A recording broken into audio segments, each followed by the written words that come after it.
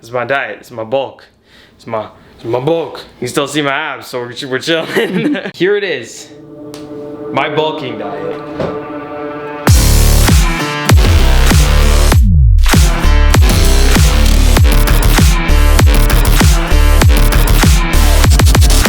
As you can tell, we have loads of variety here if you'd like to see. Small packs of beef, we got big packs of beef, we got burger packs of beef, and then we got liver packs of beef. For the first time, actually, my first time doing beef heart, which is pretty cool, and I think next time maybe we'll try testicle or something. But I've been introducing a lot more organ meats. Pretty cool. Organ meats, brain as well. Yeah. Organ meats into my diet. This specifically, what I was interested in is the coenzyme Q10. Liver is packed with loads and loads of B vitamins, A vitamins, all this different stuff that's super beneficial to your body's recovery, to your brain's performance, to your central nervous system's performance. So I'm making sure that I'm getting all the micronutrients that I need, prioritizing optimizing my performance rather than just staying shredded 24/7. So I've actually increased my calories. I was sitting at around 2,000 and even less than that, to be honest. You guys saw my diet before, where the full day of eating where I had 2,084 calories or something along those lines. Now I'm up to around 2,500. I've been up to that for the past 2 weeks or so, and I actually found that my body weight dropped, which was pretty incredible considering I lowered my cardio, I lowered my overall training load, and I increased my calories, and I found that my body actually dropped in weight, which is pretty insane to think about. So this, on top of all the beef that we have, obviously we have the ground beef. Occasionally we'll get ribeye steaks as well. And then we have the leaner burgers, as well as the liver and the heart. Any meat that's packaged like this or processed like this, like a sausage,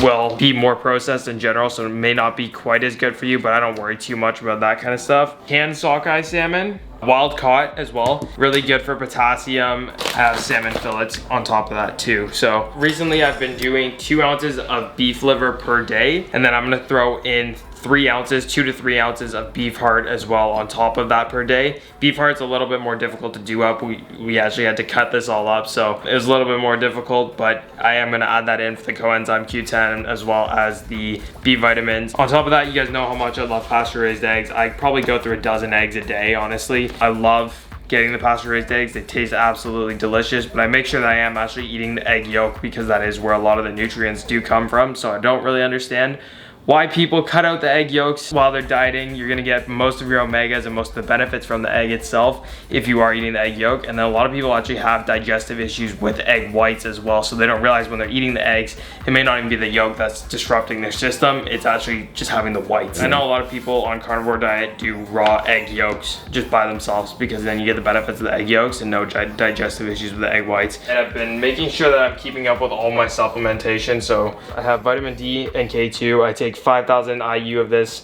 per day in the morning because it can be a little bit stimulating. I take a digestive enzyme with each one of my meals just to make sure that everything that I am eating is being processed through my system. I do find that whenever I take this, it does actually help me go to the bathroom, which is good. So I've been using the bathroom. I talked to Greg Doucette about this. I go to the bathroom 6 to 7 times a week, so once per day pretty much, and that's pretty normal. Nothing too crazy, not like him where he goes 15 times per day, which is absolutely ridiculous to me. I don't even think I could spend that time on the toilet. He must have a lot of newspapers to read or something. Creatine, 5 grams of creatine every single day. Creatine is one of the longest studied, longest researched supplements on the market. It has so many benefits for strength, recovery, performance, all that different stuff. So I suggest pretty much everyone can take creatine. There's very, very little amounts of people that have issues with it. Magnesium biglycinate at night, I'll take 400 milligrams. Magnesium biglycinate and magnesium threonate are the 2 that can actually cross the blood-brain barrier, so that those are the ones that are actually going to help you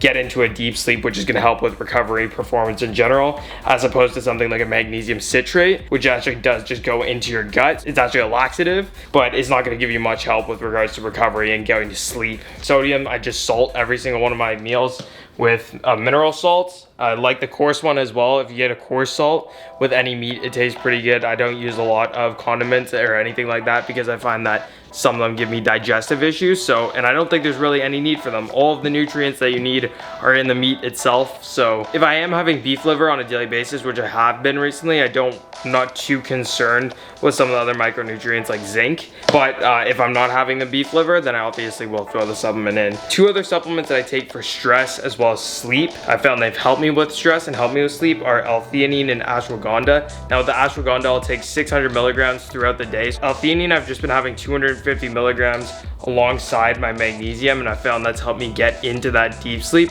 Ashwagandha I found helped a little bit with my stress and bringing my cortisol levels down, which has helped a lot with weight management, and as I said, with lowering my overall activity, lowering my overall stress while increasing my calories. I've actually dropped weight. So this is a time period where I'm going on a quote unquote bulk. I'm increasing my calories more and more and more until we keep this weight up. I'm not so focused on body composition with regards to getting leaner or anything like that. I really just want to optimize my performance, and in turn I've seen improvements in my body composition. So it's pretty amazing what your body can do when you're not constantly stressed and constantly driving your cortisol levels through the roof.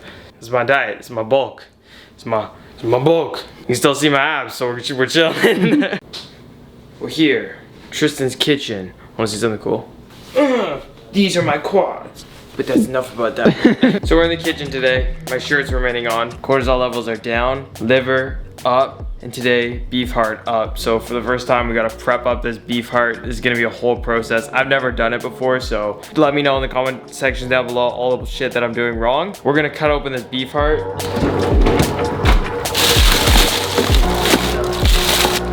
Carnivore lifestyle. So this is beef liver. I talked a lot about beef liver, which I've increased quite a fair amount. And then this is a beef heart. It actually looks relatively easy to prepare. It looks pretty easy.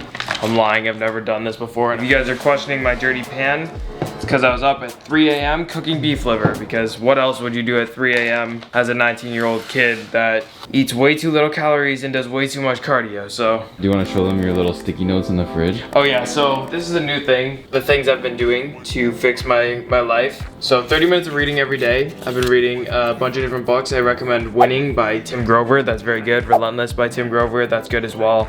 Power of Pressure by Dane Jensen, that's pretty good. Follow Andrew Huberman as well, because I've been listening to so many of his podcasts. That guy is an absolute genius. I've been applying a lot of this stuff as far as stress management goes. This was a big thing for me, cutting out Zevia, Stevia, and carbonated drinks pretty much completely, because that was a huge thing with regards to managing my cortisol levels. I found that I was getting these constant dopamine hits, and I actually think it was spiking my insulin because of my body's association. It was expecting nutrients and I wasn't giving it to them. So every time I would have these Zevias, which are sweet, I wouldn't be giving my body the actual glucose that it needs for that sweetness. So my insulin is just going through the roof, and then throughout my day, my cortisol is just rising more and more and more, which obviously is not optimal if you're trying to lose body fat or if you're just trying to optimize performance. So take at least one rest day per week. That one is probably the biggest change, because honestly, for the past 3 years, I've probably taken 3 rest days. So I've been taking 1 rest day every 4 days, and you actually notice that when you take the rest days, your body senses your recovery a lot better. This is the next thing. No social media, phone, or blue light after 7:30 p.m. That one's a little bit difficult for me, and I know it's difficult for a lot of people, because winding down, a lot of people like to just watch movies or chill on their phones and things like that, but it really does affect your sleep. And that's what I've noticed, is that being able to get into that deep sleep phase where your brain's actually signaling for your body to recover has been super important for my recovery. When I do go into my training sessions, my output's just through the roof, and I've noticed that, and you'll notice that too when you take the rest days, is that your training sessions get so much more intense. So last thing, last sticky note, no energy drinks and or caffeine after 12 p.m. That's a struggle, because whenever we're creating content, it's usually after 12 p.m. and I usually like having an energy drink, but my energy drink consumption went up to like 700 milligrams of caffeine a day, and I weigh like 140 pounds, 137 pounds. Tyler's still addicted, and he still says that life starts at 1,000 milligrams, but I've actually found out that life starts closer to 500 milligrams, because then you're actually able to recover. And most of those 500 milligrams have to come before 12 p.m. or else your sleep gets all messed up and you can't get those delta waves firing that you want to actually get the recovery that you need to burn the calories that you want. So I just wanted to highlight this, because this is something that really amazed me about getting my cortisol levels down. My face is a little bit slimmer. I don't know if you guys noticed this. You get the jawline?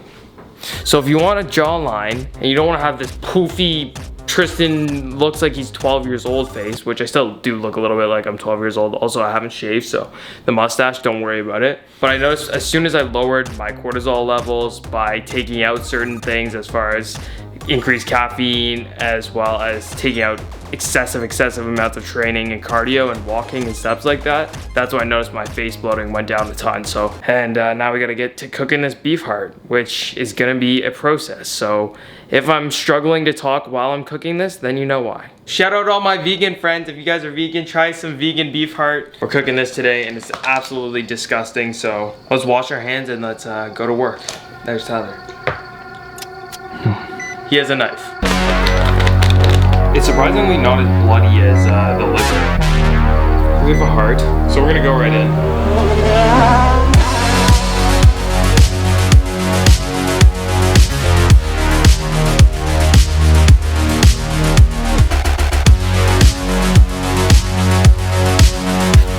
You gonna do that pretty quick? Yep, I'm getting there. Not too bad for a first time heart cooker, huh?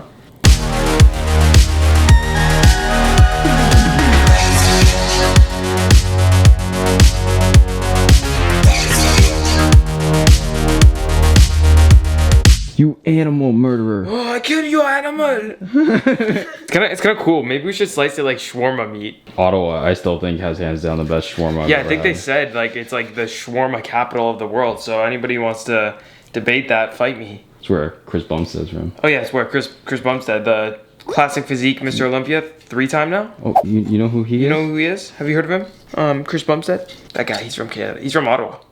Okay, and we're done.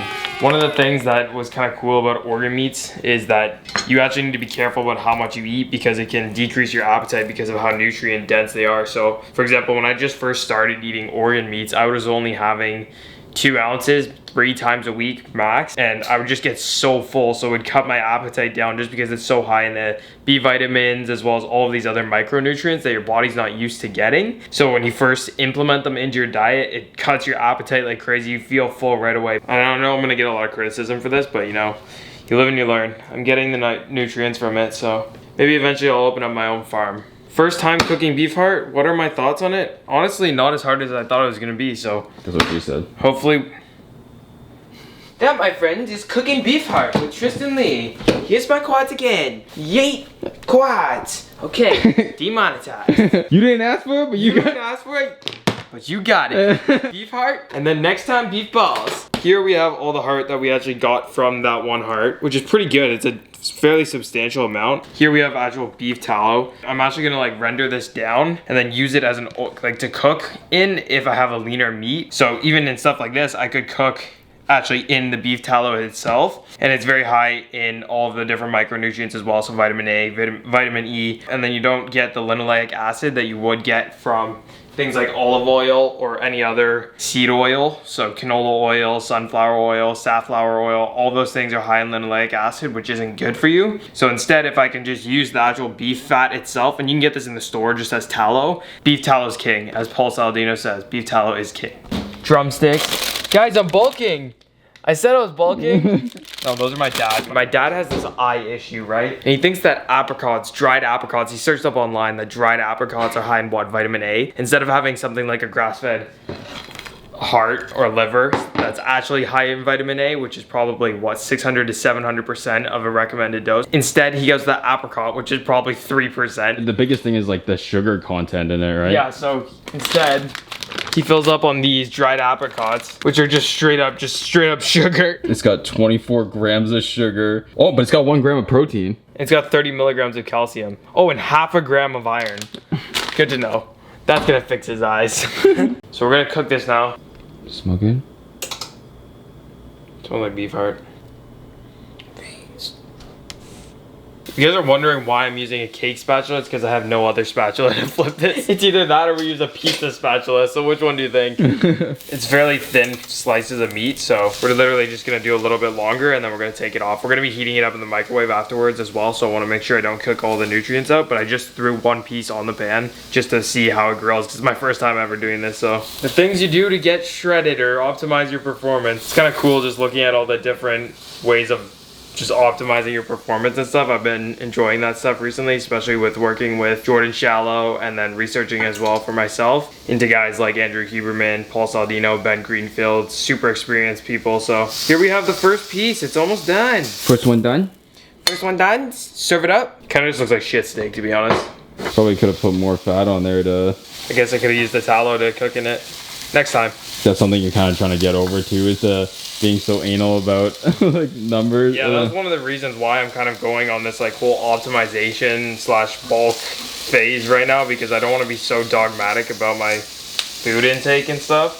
You'd be like, oh, I don't want to be so dogmatic, so what I'm going to do is go to the store, get a heart, and cook it up. But it's like more just focused on how can I optimize my performance as opposed to how can I just cut calories more and more and more. Because just beat yourself up. And just beat yourself up over stupid things, because at the end of the day, those little things aren't going to make the biggest difference. And if you're eating clean, healthy foods, you're gonna optimize your training. So liver, beef heart, these are amazing foods for you. Liver is the definition of a superfood. I'll let you guys know how this progressed, how my physique progresses and stuff, and I'll let Braden and Tyler kind of be the eye for body fat gain and body recomposition stuff, because whenever I look at myself, I honestly deal with a little bit of that body image, like I just distorted view. So even as I'm increasing my calories, it's a little bit of a push against any of those compulsive actions and stuff and obsessions over certain things. So for me, it's about that. It's like, how can I get my performance better? How can I get my mental state better? And how can I continue to progress? So being a little bit less dogmatic about certain things and just increasing my calories to make sure my mood and my energy throughout my day is really good. That's my main focus right now. Last piece, all that work, basically cooked up one dish of this, but it's worth it. Just cut a slice. How do you know it's good? So I tried to not overcook it. Let's see. It's kind of tough when it's really thin. This is my first time cooking it, but I didn't want it to be completely well done. So see? Just like a tiny bit of pink. Okay. But I think I did it perfect for the first time. So high five, guys. We cooked beef heart for the first time. You guys watched it. Alright guys, so that's the video. I appreciate you guys watching. As some of you may know, we've been working on a supplement company for the past 1.5 to 2 years really. We've put tons of work into this, and it's finally coming to a launch. So we're going to be launching this soon. We have some awesome stuff coming as far as pre-workouts, pump products, as well as merchandise. So if you guys are interested in supporting us and supporting the brand, and as we blow this thing up, I know it's going to be absolutely crazy. You guys are going to love it. So it's super exciting stuff. If you guys enjoyed the video, please leave a like, subscribe to the channel if you're new, and we'll see you in the next one. Peace.